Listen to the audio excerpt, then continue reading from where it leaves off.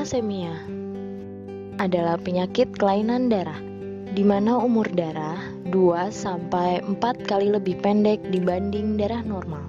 Penyebabnya karena hemoglobin tidak terbentuk dengan sempurna, sehingga sel darah merah menjadi mudah rusak dan penderita mengalami kekurangan darah. Akibatnya, penderita harus mendapat transfusi darah secara rutin selama seumur hidup. Jika satu orang bisa donor darah 4 kantong dalam 1 tahun, setidaknya dibutuhkan 12 orang untuk mencukupi kebutuhan darah penderita talasemia selama 1 tahun. Faktanya, setiap 250 ml darah yang ditransfusikan akan membawa sekitar 250 mg zat besi, sedangkan untuk kebutuhan normal tubuh hanya 1-2 mg per hari. Akibatnya, terjadi penumpukan zat besi dalam tubuh dan bisa menyebabkan gagal jantung, pembekakan hati, dan limfa. Setiap 3 jam ada 1 anak yang menderita talasemia. Dalam 1 tahun diperkirakan akan ada 2.500 anak yang menderita talasemia. Angka ini akan terus bertambah setiap tahunnya. Diperkirakan tahun 2020 nanti lebih dari 20.000 anak Indonesia menderita talasemia. Ini 2 kali lipat dari jumlah kelahiran bayi di Indonesia setiap hari, atau hampir 4 kali lipat dari jumlah penderita talasemia saat ini. Talasemia terbagi menjadi 2, talasemia mayor dan talasemia minor. Talasemia mayor adalah orang yang menderita penyakit talasemia, sedangkan talasemia minor hanya sebagai pembawa gen talasemia dengan gejala anemia ringan, sehingga mereka tidak perlu pengobatan talasemia. Secara fisik, pembawa talasemia tidak dapat dibedakan dengan manusia yang memiliki sel darah normal. Mereka bisa bekerja, menikah, dan melakukan aktivitas lainnya, bahkan mampu mendonorkan darah. Talasemia bisa dicegah dengan cara menghindari pernikahan sesama pembawa talasemia. Bagaimana cara mendeteksinya? Satu-satunya jalan adalah dengan screening darah untuk mengetahui apakah normal atau pembawa talasemia. Bagaimana mekanisme penurunannya? Talasemia diturunkan dari orang tua kepada anaknya. Jika sesama talasemia mayor menikah, mereka akan melahirkan 100% anak talasemia mayor. Jika talasemia mayor menikah dengan pembawa talasemia, maka akan melahirkan 50% anak talasemia mayor. Jika sesama pembawa talasemia menikah, maka akan melahirkan 25% anak talasemia mayor. Akan tetapi, jika pembawa talasemia menikah dengan pasangan normal, maka tidak akan melahirkan anak talasemia mayor. Begitu juga jika talasemia mayor menikah dengan pasangan normal. Di Indonesia, 6-10 dari 100 orang adalah pembawa talasemia. Jika penduduk Indonesia berjumlah 200 juta jiwa, maka ada 20 juta orang pembawa talasemia. Ini setara dengan jumlah penduduk Yogyakarta 7 kalinya. Fenomena pembawa talasemia di Indonesia seperti gunung es. Masih sedikit yang sudah terdeteksi, sisanya masih banyak yang belum diketahui. Ayo, screening darahmu sekarang. Halo pemirsa Live Channel, selamat datang di acara Shalom Dok. Perkenalkan, nama saya Dr. Alvin Nur Salim. Jika biasanya pemirsa Live Channel bersama dengan Dr. Jesselyn membahas tentang berbagai masalah kesehatan, mulai episode ini akan bersama dengan saya Dr. Alvin Nur Salim untuk membahas berbagai isu kesehatan dan tentunya diselaraskan dengan firman Tuhan. Saat ini kita akan membahas sebuah topik yang tidak kalah menarik. Biasanya, sebagai manusia jika dihadapi dengan masalah kesehatan yang kronik, maka kita akan membuat masalah kesehatan ini menganggapnya sebagai sebuah hukuman dari Tuhan. Apakah benar demikian? Bagaimana kita sebagai orang percaya menghadapi kasus-kasus atau isu-isu kesehatan, khususnya penyakit-penyakit kronik? Salah satunya yang akan kita bahas kali ini adalah tentang penyakit kronik yang melibatkan produksi sel darah merah atau biasa dikenal dengan talasemia. Telah hadir bersama kita hari ini yaitu Dr. Alvin Syah Pramono, MSCTS M-Pharm. Halo, apa kabar Dr. Alvin Syah? Halo Dr. Alvin. Kita namanya sama loh, Dr. Iya. Alvin Syah, Dr. Alvin dok. Iya dok, jadi kita manggilnya gimana ya? Oh, Pak, saya panggilnya tetap Dr. Alvin aja ya. Oke dok. Oke, Dr. Alvin. Di episode kali ini kita akan membahas sebuah topik yang sangat menarik. Pastinya kasus ini sebenarnya cukup umum ditemui di Indonesia. Tetapi mungkin masih banyak pemirsa Live Channel yang belum mengetahui tentang penyakit thalassemia. Mungkin Dr. Alvin bisa jelaskan nggak apa sih sebenarnya penyakit thalassemia itu? Alright, makasih Dr. Alvin. Jadi penyakit thalassemia ini, Bapak Ibu sekalian, ini adalah sebuah penyakit keturunan diwariskan melalui genetik ya, di mana pada pasien thalassemia terjadi mutasi pada gen globin, bisa alfa globin atau beta globin yang menyebabkan produksi sel darah merah kita tidak maksimal. Dan pada banyak kasus pasien itu mengalami anemia atau kurang darah, bisa anemia berat ya atau anemia ringan, tergantung dengan keparahan dari bagaimana mutasi itu mempengaruhi produksi sel darah merah itu sendiri. Gitu. Jadi tadi kan dokter menyebutkan ada anemia. Kalau anemia itu sendiri apa sih dok? Thalassemia menyebabkan seseorang menderita anemia gitu ya. Kalau anemia itu apa sebenarnya? Anemia itu sendiri adalah suatu kondisi di dalam tubuh di mana kita kekurangan sel darah merah. Mungkin teman-teman yang biasa ngecek ke rumah sakit paling sering dilakukan cek yang namanya cek hemoglobin. Saya rasa teman-teman semua sudah mengerti atau sudah paham kenal banget sama yang namanya hemoglobin itu ya dok ya. Nah, kalau kita bagi hemoglobin itu ada kandungan heme, ada globin. Nah, pada thalassemia ini yang bermasalah adalah globinnya itu sendiri gitu. Jadi gangguan globin ini menyebabkan fungsi dari hemoglobin ini tidak berjalan dengan baik ya dok ya? Tidak berjalan dengan baik dan lebih parahnya lagi adalah struktur dari sel darah merah kita menjadi rigid. Jadi nggak bagus. Bayangkan kalau kita bangun rumah, tiangnya kurang satu, rumahnya bisa hancur. Itulah yang terjadi pada pasien-pasien thalassemia. Jadi pada thalassemia itu terjadi penghancuran sel darah merah. Jadi HB-nya rendah. Karena itu fungsi-fungsi HB mungkin tidak dapat berjalan dengan baik ya dok ya? Setuju sekali Fungsi-fungsi HB apa tuh dok ya? Mungkin terganggu sehingga pasiennya mungkin mengalami berbagai gejala tertentu. Yang paling krusial adalah bahwa HB dibutuhkan untuk mengikat oksigen. Sehingga oksigen yang kita hirup nih dari pernafasan itu bisa diikat dan diedarkan ke seluruh tubuh. Nah, pada pasien thalassemia fungsi ini mungkin berkurang atau tidak bisa berjalan dengan baik. Gitu. Jadi pemirsa Live Channel mungkin sudah dapat gambaran yang cukup jelas terkait apa sih penyakit thalassemia itu. Jadi secara ringkas ini adalah penyakit yang melibatkan sel darah merah, HB-nya jadi rendah sehingga fungsi dari HB ini terganggu ya dok ya. Jadi oksigennya tidak sampai ke organ dengan baik. Jadi mungkin pasiennya pucat, lemas, mungkin gejala-gejala seperti itu ya dok ya. Pucat, lemas, dan satu lagi harus diingat bahwa penyakit ini bersifat diturunkan. Bukan penyakit menular ya. Gitu. Bukan penyakit menular tetapi penyakit yang diturunkan. Nah itu mungkin satu hal penting yang perlu kita ingat nih dok. Karena tentu kita sebagai masyarakat tentu seringkali menganggap penyakit thalassemia sebagai sesuatu yang ditularkan sehingga mempengaruhi anggapan kita terhadap penyakit tersebut. Kita memandang seseorang penyandang thalassemia dengan berbeda. Padahal seharusnya sebagai orang percaya kita dituntut untuk melayani ya dok. Justru orang-orang yang memerlukan. Jadi mungkin kita harus memiliki perubahan mindset ya terhadap pasien-pasien thalassemia. Betul sekali. Mungkin kalau kita lihat, kadang-kadang orang tua suka ngeliat anaknya masih bayi, umur 6 bulan, lucu ya, putih kayak kapas nih, lucu banget gitu ya bentuknya gitu. Tapi ternyata harus dicurigai tuh, usia-usia 6 bulan kok pucat atau terlalu putih. Nah, harus mulai dicek. Gitu. Itu seru banget. Nah selanjutnya dok, yang ingin saya tanyakan, ada nggak sih sebenarnya negara dengan prevalensi atau angka kejadian thalassemia yang paling sering? Dan juga bagaimana nih keadaan di negara kita Indonesia? Nah, kalau untuk penyebaran thalassemia sendiri, kita mengenal istilah yang disebut dengan the Thalassemian Belt. Jadi ini adalah kalau kita buka peta dunia, ada negara-negara yang di dalam peta itu seperti sabuk ya, membentuk satu konfigurasi seperti sabuk. Itu mulai dari Mediterania, Afrika Utara, Sub-Sahara, Asia Tenggara, sampai masuk ke dalam kita Indonesia. Jumlah pembawa sifat thalassemia itu diperkirakan sekitar 20% dari penduduk dunia. Tapi yang jadi thalassemianya, biasanya thalassemia mayor, itu sekitar 5%-nya. Kalau kita melihat di Indonesia, jumlah pembawa sifat thalassemia itu adalah sekitar 5%. Yang jadi thalassemianya mungkin sekitar 1-3%-nya. Nah, yang menarik di sini dok, jumlah bayi yang lahir dengan thalassemia di dunia itu setahun diperkirakan 56.000 bayi.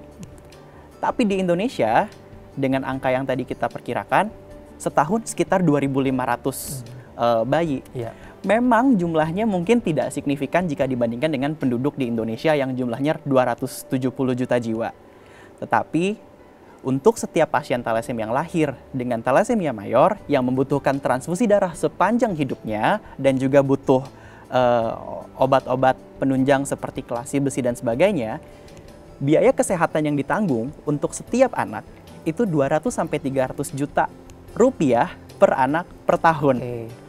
Dan dengan jumlah pasien talasemia yang kira-kira sekitar 10 sampai 12 ribu di Indonesia, penyakit katastrofik ini menempati peringkat kelima top 5 dari beban biaya kesehatan yang ada di negeri ini. Jadi bisa dibayangkan, talasemia ini jumlah pasiennya sedikit, tapi secara biaya atau cost dia bersaing dengan penyakit-penyakit seperti jantung, kanker, diabetes, dan sebagainya. Jadi tanggung jawabnya juga besar sekali.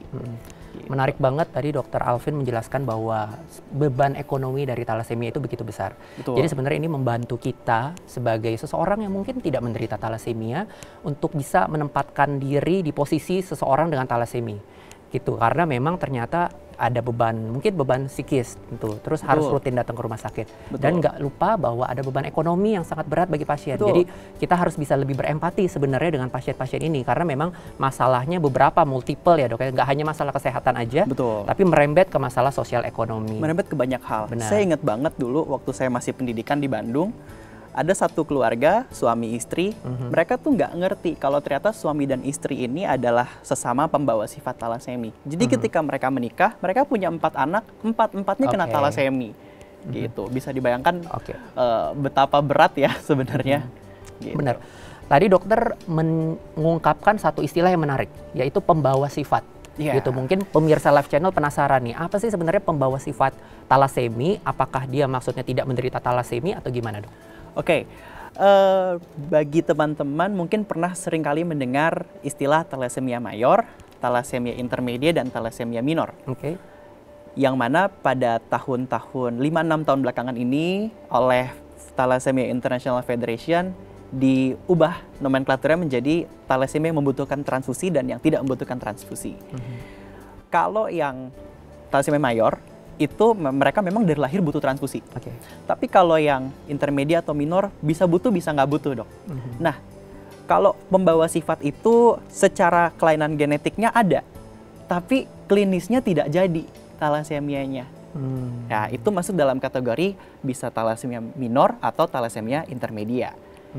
Yang jadi masalah adalah ketika sesama pembawa sifat menikah, otomatis mereka memiliki kemungkinan 25% anaknya mengalami talasemia. Bayinya tampaknya kelihatannya putih, sampai ada yang bilang putih seperti kapas ya. Bisa dimiripkan seperti kapas gitu ya. Hati-hati orang tua, itu bukan berarti anaknya lucu. Ya dok, tadi kita berbicara tentang pembawa sifat. Saya masih penasaran nih tentang pembawa sifat. Sebenarnya kepentingannya seseorang dengan pembawa sifat itu apa sih dok? Jadi hubungannya dengan mungkin mencegah terjadinya talasemia pada keturunannya. Jadi dok, kalau pembawa sifat itu paling tidak kita harus tahu status pembawa sifatnya atau kita sebutnya carrier-nya. Apakah dia memang memiliki kelainan pada hemoglobin darahnya karena memang dia pembawa sifat atau tidak. Karena nanti implikasinya ketika sesama pembawa sifat itu menikah, dia sudah punya kemungkinan 25% anak yang lahir itu mengalami talasemia. Jadi kita berusaha mencegah ya dok. Gitu. Jadi kalau pembawa sifat dan pembawa sifat gimana nih dok? Apakah mereka nggak boleh menikah atau gimana? Mungkin kalau dari dokter dok? Gini ya dok, kalau cinta itu urusan kita tidak boleh mengganggu itu. Urusan pasangan dan itu urusan pasangan yang di atas dan urusan Tuhan lah ya. Jadi paling tidak mereka harus bisa screening dulu nih ya. Jadi Bapak Ibu yang ingin menikah, pasangan-pasangan muda, please lakukan screening darah Anda supaya nanti ketahuan apakah Anda seorang pembawa sifat atau bukan. Kalau dua-duanya pembawa sifat, ini memberikan suatu, berarti dokter harus bisa memberikan suatu konseling dok. Nah, tanggung jawab dokter adalah memberikan konseling, mengingatkan apabila nanti menikah memiliki resiko anaknya akan mengalami thalassemia. Jadi mungkin sekedar sebuah pertimbangan saja. Sebuah pertimbangan. Bahwa nggak mutlak pasti akan terjadi thalassemia pada anaknya, tetapi memang resikonya menjadi lebih besar ya dok ya? Betul sekali dok. Oke, nah misalkan seseorang pembawa sifat, ini masih lanjutan dari pembawa sifat nih dok, karena memang cukup menarik dan kayaknya poin yang cukup krusial.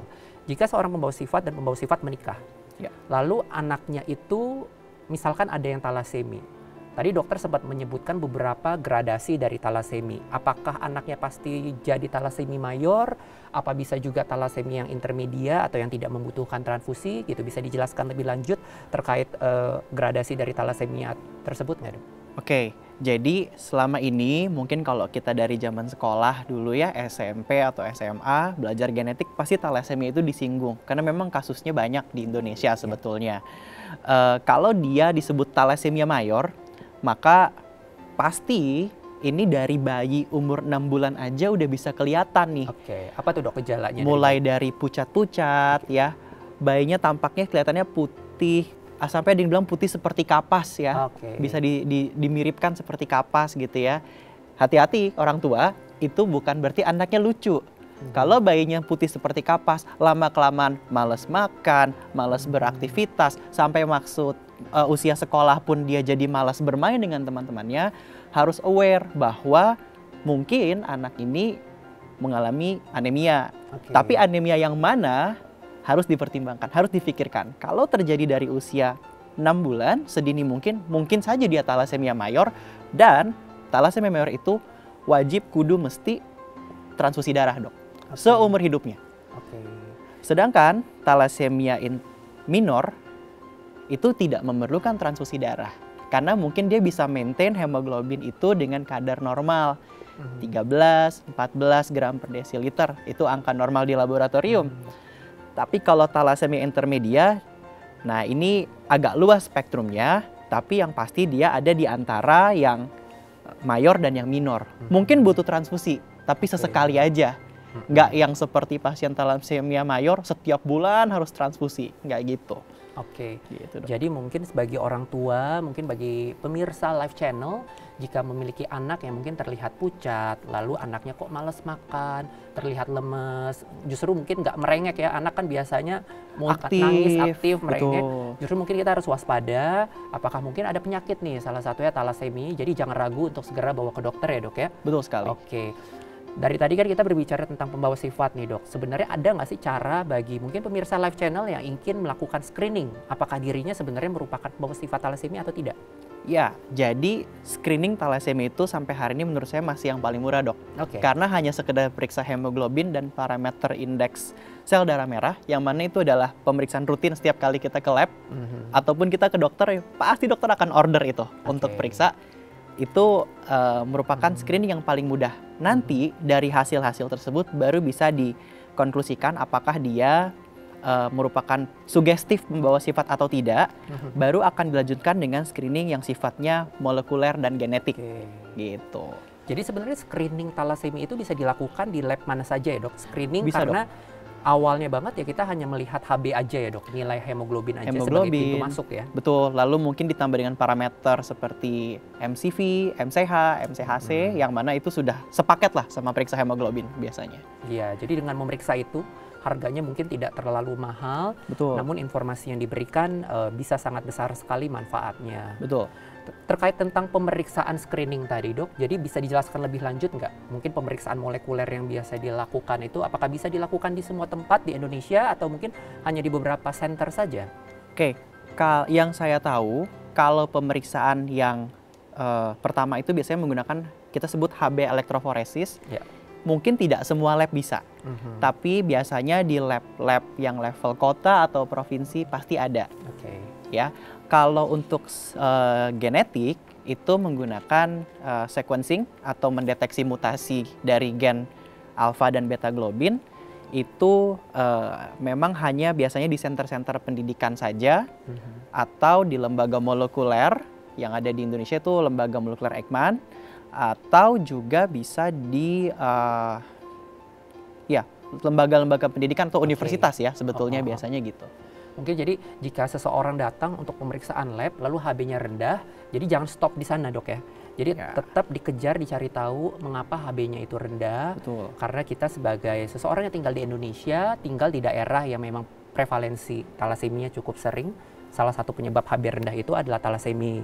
Salah satunya. Iya. Walaupun memang kita tidak langsung ke sana ya dok Iya. ya. Kadang-kadang kita kan kalau anemia itu bisa karena zat besinya kurang, berarti dari nutrisinya yang kurang. Bisa juga karena cacingan. Ingat di Indonesia masih banyak yang kena cacingan ya. Lalu mungkin bisa juga karena malaria. Di wilayah-wilayah timur itu masih banyak malaria. Dulu kebetulan saya pernah di timur dok, di Sorong. Ada pasien yang seperti ini tapi untungnya bukan malaria. Jadi memang tegak diagnosis talasemia alfanya. Oke. Gitu. Oke, jadi menarik sekali pemirsa Live Channel yang tadi kita telah diskusikan. Jadi jika mungkin pemirsa Live Channel pernah melakukan pemeriksaan laboratorium lalu ditemukan HB-nya rendah, 8 atau 9 dengan biasanya nilai MCV yang sangat rendah, mungkin perlu dipikirkan beberapa kemungkinan. Tadi Dr. Alvinsyah sudah bilang bisa defisiensi besi atau kita juga perlu memikirkan talasemi. Dan jadi jangan stop sampai di sana, karena jika kita tidak melakukan pemeriksaan lebih lanjut, bisa jadi kita memelihara penyakit tersebut ya dok ya, dan tidak terselesaikan masalahnya. Betul. Gitu ya. Saya punya teman, dia seumuran dengan saya, sampai hari ini masih hidup. Anaknya bisa lulus S2 loh, dalam bidang ilmu farmasi. Apakah itu bukan satu hal yang bisa memberikan semangat bagi kita semua dok? Dok, tadi kita berbicara tentang beberapa gradasi atau derajat keparahan dari talasemi. Mungkin sekarang pertanyaannya ya, mungkin pemirsa Live Channel penasaran adalah bagaimana sih penanganan dari talasemi tersebut? Mungkin apakah ada perbedaan dari talasemi yang berat, yang butuh transfusi dan talasemi minor misalkan? Ya, jadi dok, kalau yang paling butuh ditangani itu biasanya adalah talasemi yang mayor ya. Dimana pada talasemi mayor ini karena hemoglobinnya terus-menerus rendah dan kita takut ada gangguan pengiriman oksigen ke jaringan tubuh, maka harus dilakukan transfusi darah. Dan ini rutin dilakukan seumur hidupnya. Ya, bisa dibayangkan kalau butuh itu bukan berarti transfusi darah itu juga tanpa resiko. Ada resiko seperti peningkatan zat besi.